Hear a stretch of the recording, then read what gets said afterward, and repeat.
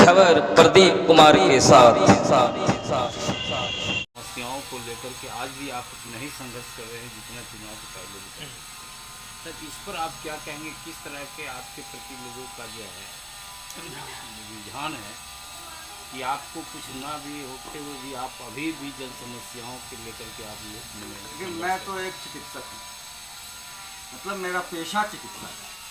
अगर मुझे दाल रोटी खानी है तो मुझे चिकित्सा करना होता है। हर व्यक्ति का कोई ना कोई बिजनेस होता है, कोई ना कोई कार्य होता है जीवन यापन के लिए। मेरा है चिकित्सा का। अब जो मेरा पेशा है उसके अंदर अगर झांक कर आप देखेंगे तो उसमें सेवा नहीं है। तो मुझे तो सेवा करने का आदत है ना, मेरा तो पेशा भी सेवा है। तो ये चुनाव से कोई वैसा मतलब नहीं है। जैसे आजकल आप लोग बहुत एक से बढ़कर एक समाजसेवी देखने को मिल जाता है। मेरे बारे में तो आप जान ही रहे हैं, सब लोग जान रहे हैं, जिसका पेशा ही सेवा है। और तो मैं कई दशकों से इस तरह का निःशुल्क चिकित्सा शिविर का आयोजन होना या कंबल वितरण या कुछ भी बहुत तरह की बातें, तो सब कुछ देखने को पूरा पटना शहर को मिलता ही रहा है। तो इसीलिए मुझे मेरे जो नज़दीकी लोग थे उन लोगों के द्वारा ये प्रस्ताव दिया गया था कि आप मेयर के रूप में आए। उसके बाद जब हम लोग मेयर के रूप में आए और वीणा कुमारी जी, महिला सीट का आरक्षण हो गया पटना मेयर का सीट, और वीणा कुमारी जी जो मेरी पत्नी है वो इस चुनाव में उतरी, तो आपने देखा कि जहाँ जहाँ हम लोग जनसंपर्क अभियान में या फिर चुनावी रूप में या जनसभाओं में जहाँ जहाँ गए हम लोग, वहाँ हज़ारों की भीड़, मतलब हज़ारों का जनसैलाब टाइप का वहाँ पर देखने को मिल रहा था। ये तो प्यार ही है ना, जनता का प्यार है। और जब जब कोई कार्यक्रम का आयोजन किया, जैसे तिरंगा यात्रा ही बिल्कुल ऐतिहासिक हो गया। पूरे देश स्तर पर 50,000 लोगों की वहाँ गैदरिंग हो गई। जैसे गंगा आरती का जिक्र किया जाए तो गंगा आरती में तकरीबन 35-40,000 लोगों की गैदरिंग हो गई। अरे गंगा आरती भी बहुत जगह पर होता है, तिरंगा यात्रा भी बहुत लोगों ने कराया। लेकिन प्यार है ये हमारे प्रति जनमानस का प्यार, इसके लिए मैं तहे दिल से जनमानस को धन्यवाद देता हूँ। और निश्चित रूप से उन्होंने जो मुझ पर विश्वास जताया है, जो सोच करके कि ये डॉक्टर जयप्रकाश आएंगे तो पटना बदलेगा और पटना विकसित होगा, ये जो विश्वास के साथ उन लोगों ने अपना प्यार दे करके हमें जो समर्थन दे रहे हैं, इस पर मैं पूरी तरह से पूरी तन्मयता के साथ खड़ा उतरूंगा। और आपके प्यार के तहत निश्चित रूप से बहुत बड़े अंतर से हम लोग मेयर का चुनाव जीतेंगे, आप ही के दम पर। और निश्चित रूप से पटना बदलेगा, पटना नंबर 1 बनेगा। कि आज जो इंदौर यहाँ आया है उस समय वो इंदौर यहाँ पर आकर के अनुकरण करेगा। आने के बाद इस तरह की समस्याएं तो खैर होंगी ही नहीं, और भी जो बातें होनी चाहिए शहर के सुंदरीकरण के लिए, सौंदर्यीकरण के लिए, सुरक्षा के लिए, पुरुषों के लिए, महिलाओं के लिए, बच्चों के लिए, बुजुर्गों के लिए हर तरह का रोड मैं तो बताता भी रहा हूँ। बेरोजगारों के लिए रोजगार देने की भी बात मैंने की।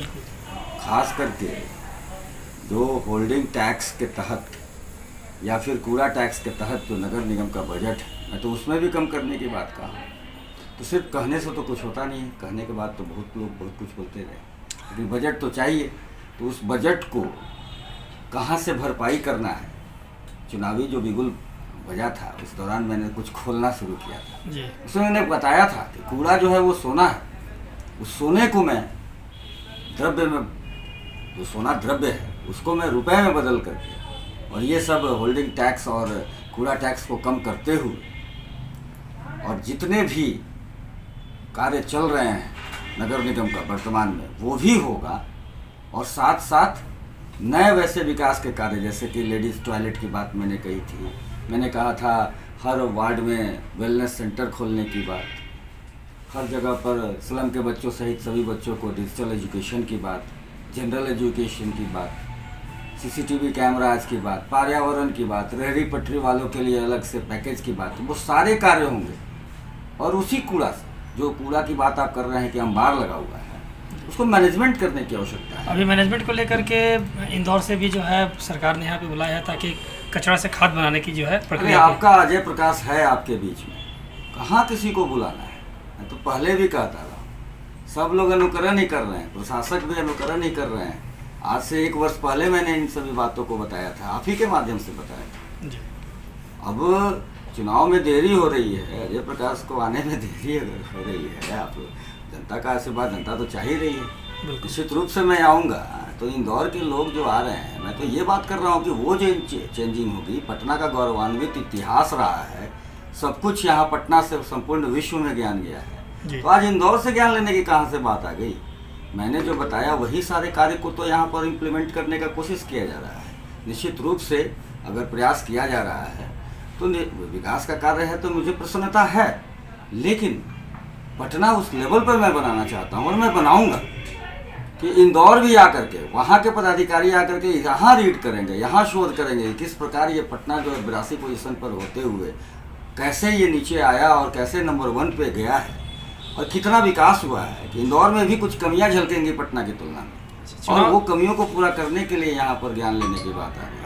अनुकरण जो पूरे बिहार में हो रहा है, मेरे द्वारा बताए गए, निश्चित रूप से मैं प्रशासक महोदय को भी, कमिश्नर साहब को मैं धन्यवाद देता हूँ कि अगर उन्होंने ऐसा कुछ एक्शन लिया है। देर हो रही है सरकार के लिए चुनाव से, तो इस बीच में अगर कुछ काम किए हुए रहेंगे इंदौर के पदाधिकारी और इंदौर के कर्मचारी यहाँ पर, तो मेरे लिए आसानी होगा ना। निश्चित रूप से कुछ काम आगे बढ़ा हुआ रहेगा। चुनाव में हो रही देरी को लेकर सरकार से क्या कहना चाहेंगे सर? निश्चित रूप से जल्द चुनाव कराया जाए। पटना का जो इतिहास है, उस इतिहास को पुनः लौटाने की बारी आ गई है। जनता चुन लिया है, जनता ये समझ रही है, और निश्चित रूप से चुनाव तो ऐसे भी होना आवश्यक है, क्योंकि बिना प्रतिनिधि का, बिना राजा का राज्य बहुत ही गड़बड़ स्थिति में जाता है। वैसे ही नगर निगम बिना मेयर का, बिना वार्ड पार्षद का वार्ड, बिना मेयर का शहर, थोड़ा सा तो अंतर जरूर आ जाता है। तो शासक महोदय अपना कार्य कर रहे हैं, लेकिन कुछ मुख्य बातों पर तो डिसीजन नहीं हो पाता है। बिल्कुल, चुनाव सभी को देखते हुए सरकार जल्द से जल्द चुनाव कराने की व्यवस्था करे, और उसमें जो भी नियमानुगत तरीका है, ऐसा नहीं कि फिर चुनाव की घोषणा हो जाए और फिर उसको स्थगित करने का कुछ मामला आ जाए। इसको देखते हुए, सारे दृष्टिकोण से देखते हुए इसकी व्यवस्था होनी चाहिए। और मुझे पूरा विश्वास है कि अभी जो वर्तमान सरकार है, इन सभी चीज़ों को देखते हुए